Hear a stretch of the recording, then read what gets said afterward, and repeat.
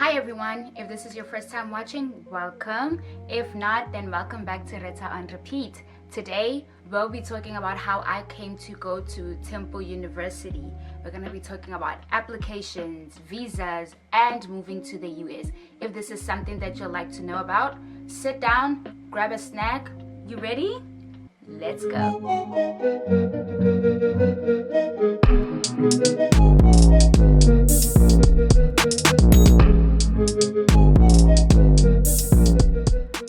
For those who didn't watch last week's video, I'm from South Africa and I attend Temple University located in Philadelphia, PA. So I'm going to tell you about how I came to even hear about the school. So when I took a gap year back in 2022, I was fixing my grades, so I was rewriting and all this stuff, but then it was time for us to start applying for college, university, for uni. So when I was applying back home, I was applying to a lot of universities, and then I wanted to study law. Law didn't seem like it was my thing now. It wasn't that interesting, but I was just like applying to it because this is something that I kept talking about for a very, very, very, very long time. So it was like, this is just something that I want to do. Until I was applying to Rhodes University, located in Eastern Cape, for those who don't know. When I was applying there and I was looking at for second option, because they tell you like what first option you want to study and your second option. Then when I was looking for second options, I saw history. I was like, history? Okay, let me think about it, because I did take history in high school. So I was like, this might work, let me think about it. Then I was like, okay, sharp, I'm gonna apply. But while I was waiting for those applications, I was talking to my mom about it. I was like, yo, I wanna apply overseas because it's been my dream. Anybody who knows me, high school, family, anybody knows me that I've been talking about moving to America for a very, very long time. Longer than I ever expected that I will be. So when I was talking about it, I was like, I bet. Then I was having a conversation with my mom. My mom was like, okay, no, let me talk to a friend. She called a friend of hers, asked a friend, is there any university that he would recommend in America that he thinks would be good, now as I had moved history to be my first major and law to be another thing. So mom's friend is like, no, I know about this school, it's called Temple University. So how it came to be, I was looking at how to apply, and I had heard from a whole lot of people that applying directly to the college is sometimes a little bit difficult, especially for international students. So I was trying to see ways I could do it. So I went, on our little friend called Google, and I was Googling, and it gave me the Common App. I got the Common App, and then I was there Googling on how to do it. Then I picked a lot of universities, like all the universities that we be seeing on TV. Girl, it was in my list of potential to apply. Like, my list was long. I did the UCLA's in like my school. My dream school was NYU for a lot of time. It was on my vision board, but I was like, nah, I don't know, I'm gonna be an international student. And when I was looking around how international students get paid, I started to see that it was gonna be a whole lot of money, and going to a prestigious school, like a very well-known school, not saying Temple's not a prestigious school, but going to like almost schools that could be considered too well-known or Ivy League or anything like that, it was gonna be very costly. So I had them all in my list of things. Nowhere did I ever hear of Temple University. Fine, I Google, I see Temple University, I'm like, you know what, let me just take an opportunity. So because it was recommended to me, I'm like, fine, because this person knows about it, it won't be just like me moving to a place that I don't know. So I apply during the Common App. It's a very easy app, honestly, to say. It only requires for us, especially as South Africans who don't know how to calculate GPA, you might have to go figure out how to calculate it, because I kind of forgot. But like, they want to know your GPA, they want you to put in your all your marks for all the subjects that you took. For some subjects, like sometimes they don't recognize, like we have pure maths lit, just pick like a math that is close to it, like statistics or algebra, whatever, because anyway you're gonna have to take a placement test as an international student. So I put in all my grades, I put in all the things, but then they had I had everything that was there. I wrote my essay, my college application essay that goes in with your college with your application. I wrote my essay, wrote about it. Then I had to write a statement because I had a gap year. So I had to write my statement gap year of what I was doing during that gap year. That's something you might need to do if you had taken a gap year, but if you did not, you'll probably only have to write the college essay, application essay that you have to put in with your application.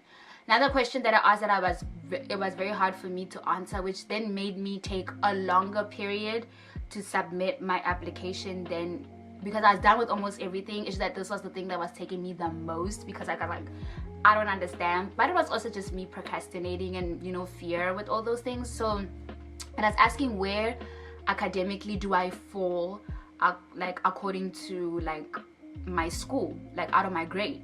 There were like 230 something of us. I was like, I don't know, because I was not like in the top 10, so I wasn't like extremely smart. But I know for them, I don't have a low IQ, so I know I was somewhere there in the in-betweens. So, but I couldn't guess. I went to my aunt's house. Me and my aunt were chilling, and then she was helping me with it, and then she's like, just guess a number, somewhere in the middle. So we just guessed like I was 100 and I think I was 100 and something, just to make it into between. And what I had calculated my grade to be was, my GPA was a 3.6. So at the time, I didn't know if 3.6 is good, 3.7 is good, because we don't work with that. You get a 60, you get a 70, you get an 80. That's just about as good as we get. So I was like, okay, bet. I was like, okay, sharp. Then I sent in my application, I chilled. So like I said, it was my gap year. And during this time, I went on, I applied for some competition that I had to do. If you don't know, I did pageants. So like I was at a pageant, like now I'm just applying, I'm just chilling. So now during this time, I hear that I won a competition that is gonna take me overseas.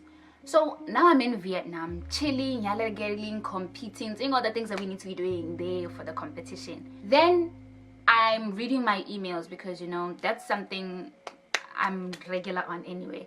So I'm reading my email. Then I see one email from Temple University specifically. Like I said, I applied through the app, so I've never actually verbatim communicated with Temple. So oh, I forgot to say, for the Common App, you also have to put in your matric certificate and all those things to prove Gucci, your marks are your marks. Then, so now I'm looking there, I go into my email, I see important. So I open the email. Hey, my heart is beating. I'm like, in my heart, you know what? I tried. Already in my head, I'm saying, nah, I didn't make it. I read the thing, the first line is like, congratulations. I don't think you understand the fear that was in me. I wasn't even thinking about it. Like I said, I was in Vietnam competing, making new friends and all this stuff. So when I got it, I damn near screamed. I told all the girls I was competing with, we all cried. It was a whole thing. I called my mom, called my dad, called my aunt or whatever, and we spoke about it like, hey, this is it. But then when I was reading properly, I didn't realize I applied for the spring semester. For those who, for any of my South African viewers who don't know, for Bona, they go like August to May. So like the school year starts in August and it ends in May. So it's not like us from January to December or February to December. It's not like that. So it was like I applied for the spring semester. So the spring semester naikala January. And I'm like, gonna go, mind you, this time is like the second week into December. I get the thing, I'm like, I tell my mom, and I'm like, you know what? I tell my mom about it, but I'm like, my mom's like, nah, don't worry about it. We'll talk about when you get back, because I'm supposed to be focusing on the competition. But I focus on the competition. We win the things that we needed to win. I come back home. Now it is time for me to focus, reading all the emails and seeing all the things. Then I had to this is where you apply. You get your email. You get an email with you saying, are you paying to be able to register? So this is where you pay to register to secure your spot. Not to register, sorry, to secure your spot in any like in the colleges here. So it was time for me to pay that deposit to say, yes, I'm coming to Temple, or no, I'm not coming to Temple. When I talked to my mom, me and my mom having a whole conversation, and I see that I'm not going to be able to apply for a visa, get ready to pack and all these type of things by January 13th. That's when school was starting. I was like, nah, I'm not gonna be able to do that. So I had to go. Luckily you could defer, so then I deferred to start for the fall semester, which starts in August, like I said. So I defer for that. After I'm done deferring, I apply for, or I pay for, to secure my spot. And then luckily the first time when I got my application thing, I had not gotten my acceptance letter. Sorry, my acceptance letter. I had not gotten like a scholarship or anything. So the second time when I got it again, for it to be printed for me for my deferral, that's when I got a $2,000 US scholarship as a history major. Then that was what happened during the time. Now I'm gonna tell you the process of all the things that needed to go through. So you know, of course, that when you move anywhere in the world, you have to apply for a visa. So I'm here in the United States on a F1 visa, which is like a student visa. So in order for me to apply for that, I do not want to do it by myself. So before all of this time, there's something I need to tell you about. So now March. I'm gonna say it's like now March of 2023, and I'm trying to figure out all the things. So I had went to Japan like in February for a friend's wedding. So when I was there, I did my own visa applications or whatever. So I knew somewhat of idea of what would go into having a visa, like to go into a visa application. But for this one, when I was speaking to my mom, I was like, I don't want to do it alone. Because I remember when we were going to Vietnam, I had gotten an agent. But I was like, this one, I don't want to do it alone. Because like this is riding on me moving. Potentially moving for like 4 years by myself. So I was like, this one I don't want to risk it. I don't want to be going back and forth, back and forth. So we reached out to the same agent that I used for Vietnam, Agnes, and then she's like, okay, fine, we will help you. And she's like, okay, this is what I need. I need this. I need your acceptance letter. I need your I-20, and I need all these things. So then she sends me a whole pamphlet there. You have to answer questions for when you are moving to the United States, where they want to do like almost like a background check on you. So this is where it was asking me about my parents, like my parents' background, my grandparents' background, all my background, all the things, and all the legal things that you can ask, ID number, yada yada yada, yonkinto, so they can know potentially like what you think. I might try and find a copy of what it looks like, and then I'll just put it here for you guys to see what it looks like.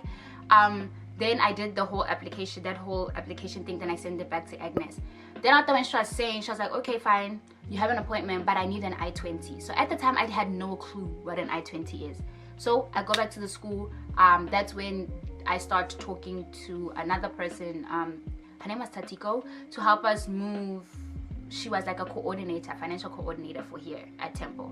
So I'm talking to her about this I-20, and she was like, oh, for this I-20, in order for you to get an I-20, you have to submit financial things to make sure that you can pay for the first year of college. So the first time when she said it, she had said I need to have all this money in one specific account. So now for my South Africans, I need you to just imagine. So here's an international student, more Temple.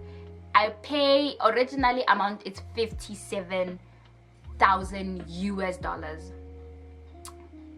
which, because like I said at the beginning, I had the $2,000 scholarship, so it's like 55. This 55 is close, if not, but very much close to 800,000 South African rands. Yes, the Mandelas, the South African rands a year. So I needed to somehow figure out, or so like I said, she said the first time that it's going to be like she needed it in one account.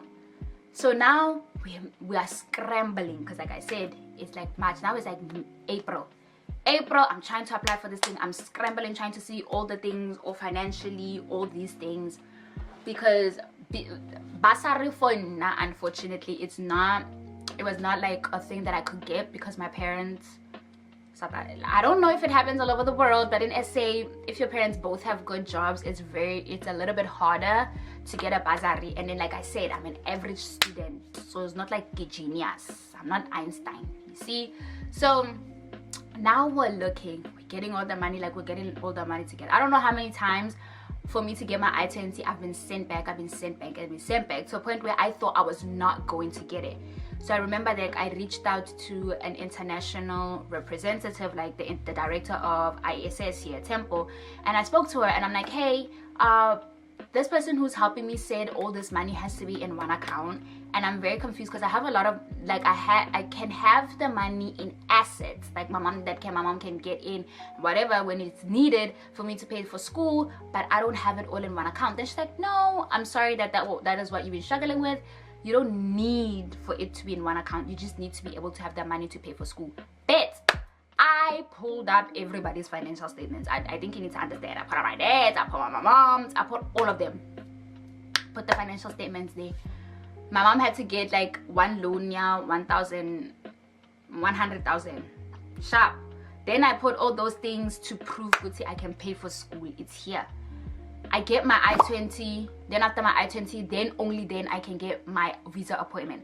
Now I need you, like, let me tell you the perfect time. I can say April, last time when I started applying for this. Now it's like end of July, early April. No, end of July, early August, sorry. So now it's time for me. School starts the 26th of August. I haven't packed because I haven't bought a plane ticket because one thing about me, I think a lot of things people should learn about, especially if you're gonna start to travel. Never ever buy a plane ticket and you are not certain that you are going to get your visa. Like, don't do that to yourself, because sometimes you don't get the full amount of money. Okay, fine. So now it's like April. I mean, it's August, sorry. It's August. Only then, I think I got my I-20 August 7th. August 11th, if I'm not mistaken, that's when I have my visa appointment at the consulate. I get there at the consulate. I see a whole line of people, because that's a lot. I see a lot of people. It's either they're moving to the US or other kids who are coming to school here in the US and all those things. So it's a long line. And I can't go in with my mom. They're like, I'm an adult. I can go in by myself. I go, I had financial statements, I had my I-20, I had my appointment thing that I had the ID pictures that you need to get as well to put in there. I had all this stuff. So you go to the first person where they check that you have all your stuff, you get a stamp, then you move on where you're gonna go to another first person at the, like, there's the security people who go through your stuff to make sure that you have all the papers from the outside. Then inside they check it again, then they give you a slip, then you put it inside, then you go to stand the whole line. That's where you're gonna go. Then there's gonna be a window, then in those windows you're gonna speak to the person that I spoke there was South African. So I don't want to assume that everybody there in the first windows is South African, but there I speak to them. They check to make sure everything is okay, and then they check the slip, and then to agree that you can go speak to an American representative, which is the next windows where these people are from the United States put there to help with the visas.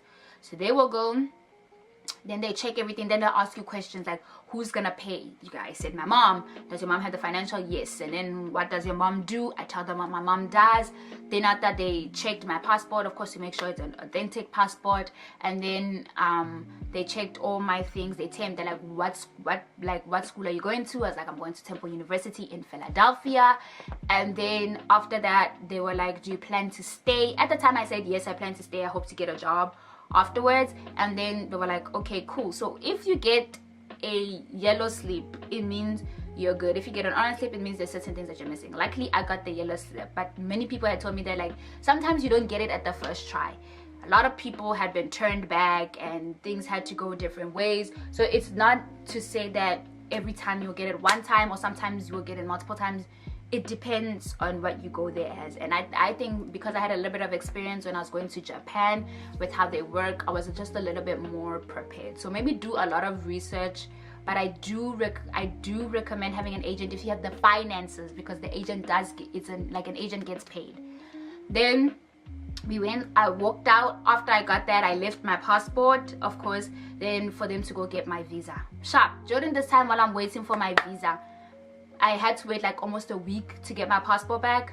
I'm packing because I said I didn't want to get the ticket without having my physical passport with me.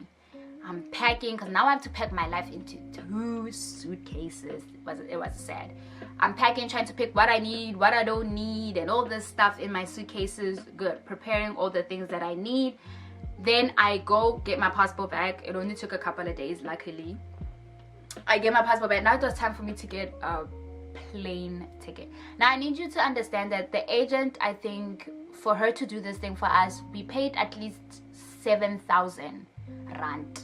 7,000 rand. So that's something I need you guys to keep in mind. It's quite expensive for an agent. You can do this by yourself, but like I said, I would recommend that you get an agent. So I paid 7,000 rand. And then now to the plane ticket. So the plane ticket, because we were a little bit late and we had been googling the times, because I had thought I didn't think the I-20 was gonna take so long. So had it not taken so long, I had planned to get like my I-20, like my visa and my ticket way earlier, so it could be way cheaper. But because now I think I got it 3-4 days before I had to leave, my plane ticket was quite expensive. When I say expensive, I mean like my plane ticket was like 38,000 rands. Yeah, it was 38,000 rand one-way ticket to Philadelphia. But of course, it's not one, it's like one way, like it's not, you don't have a return. But I would suggest if you're flying somewhere a little bit far, you get places with stops, because that's when your ticket is less. If you do like one way, one ticket, baby, you're gonna be paying damn near first class prices. So you need to just make sure where they have like stops in other countries or whatever. So from this is like now guys, getting your parents' financial statement is very, very important. Like this is a very expensive thing. I'm not saying, I have well-off parents. We're not rich, we're not whatever, middle class. So even now we struggle here and there and here and there. But like this is something that you need to understand. If you plan to apply to move, the rand is weak here. So whatever you do, make sure that you can, if you can apply for scholarships, then I would truly recommend that you do. But I do understand that it is hard, because I still try to apply now, but it's still a little bit hard. And now I've been here in the United States for almost 2 years, so I'm finishing off my second year. I'm a sophomore, so I'm finishing off my second year, and next year, August, I will be a junior. Third year. So that's something that is very important. And also when you move here, don't stress. Now moving. Now like I said, the plane ticket was quite expensive. But when you move here, when you're packing, I will recommend that take your necessities, take necessities, because if you try to move your entire life, you have to remember your ticket most of the time only comes with 2 suitcases, 2 checked in suitcases, and they have to be, I think it's 70, I think it's 75 kgs. Don't quote me, I will put the actual number here. 70 kgs. So it's like a very thing that you have to be very considerate about, the amount of weight what your suitcase is gonna cost. Like it's gonna cost you money if your suitcase goes over. So be very careful when packing. So don't pack every single thing, just pack what you're gonna need, because like your bodies, your toiletries and whatever, trust me, whatever this chem has, they have it here. You'll be able to find it here. So you will be fine. It's not gonna be like the end of the world. So I would say most probably put small things of your toiletries and face washes and all those things. Just buy the small travel things, and when you get here you'll be able to buy all these things. Okay, so now this is moving. I had skipped isn't the whole moving process. Now we're gonna back it up a little. I forgot to say during this whole time while I was waiting for my I-20, there's processes for the school. Now we're focusing on Temple. There's processes for Temple. So after, of course, you do your deposit, you have to go through orientation.